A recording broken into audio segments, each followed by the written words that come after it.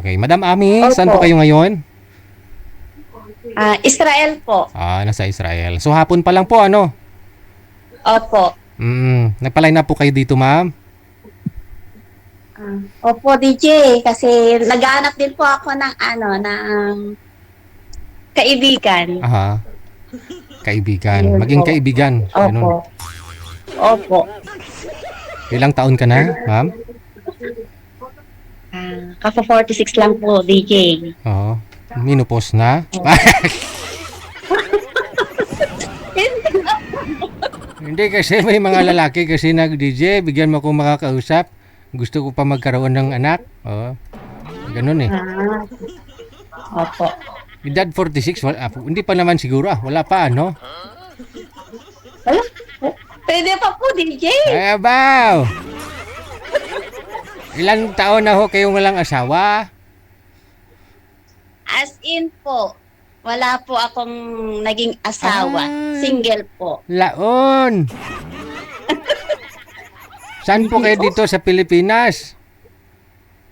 Isabela po, DJ. Ay, Isabela. Ma'am, kwento mo sa amin. Anong Opo, rason bakit? Ilocana.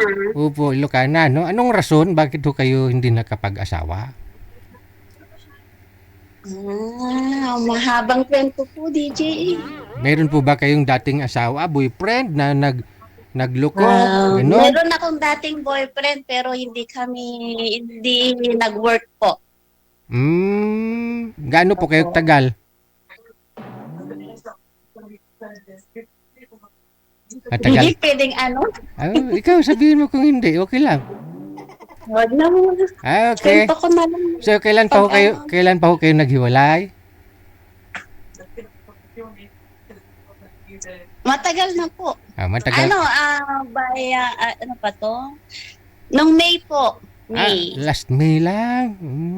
Itong May lang po. Siguro matagal kayo, no? Hindi ka umuwi dito sa Pilipinas? Ano po? Hindi po. Hindi. Hindi po. Kailan pa ho last na Nagloko bakasyon mo? Nagloko po siya. Okay. Ngayon po saan po ang gusto mong makausap na lalaki?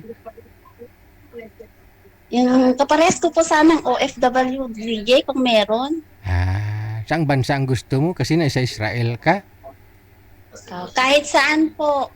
Hindi ka naman na naghahanap ng kalibel mo kasi alam ko sahod mo dyan 800,000 isang buwan. Hindi naman po DJ. Gusto ko yung medyo meron din namang ano.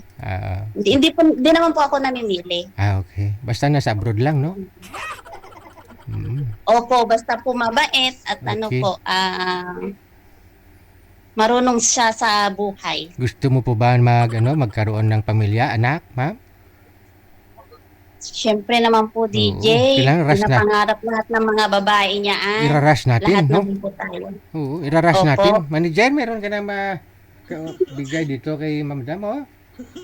Asawang-asawa na. Basi magkipot. Oo. Hindi pa ho kayo magbabakasyon dito sa Pilipinas, ma'am? December po, ngayong December po. Timing DJ. sana kung may makakausap ka, no? Along along the highway papunta ng Ilocos. Ilocos. Malapit na po yun sa amin. Di po Ilocos kayo? Hindi po, Isabela po. Isabela pala. Oo nga po, no? Magkaiba pala yun. Okay na, manager. May makakausap na ho siya? Wala talaga, no? Ilang taon pang gusto mo, ma'am, na nasa ibang bansa? Ano po, mas ahead po sa akin kung pwede. Pero kahit mas ahead po, DJ, basta siya. Matured pag-iisip? Matured po siya mag-isip. Okay. Wag lang yung matured ang mukha.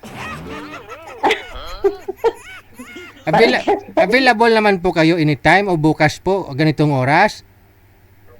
Opo, bukas po pwede rin po. Pwede rin naman. Wag natin iraras no? Kailangan maganda yung bibigay namin. Magkatuluyan ba kayo? Kasi uwi ka na, sawang-asawa ka na eh. Ha? Bukas na lang po, ma'am, ha? Okay po, DJ. Sige. Salamat po. Magandang gabi. Ako rin tayo 6 anyos, no? Nasa Israel po ngayon si Madam Ami. Rush, no? Kailangan yung maibigay natin sa kanya yung ano naman kaagad ba? Yung pasado sa kanya. Oo, baka gusto niyo makausap bukas na lang si Madam Ami, may edad 46 sa ano po ngayon, nasa Israel. Gusto ho makabuo ng pamilya ng 3 anak. Ay, ako lang pala yun nagsabi. Wala siyang sinabing 3. 10. Basta nasa abroad din daw, no? Gusto niya OFW din, no?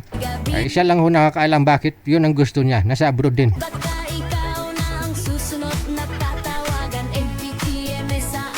Sige, bukas na lang abangan ninyo si Madam Ami.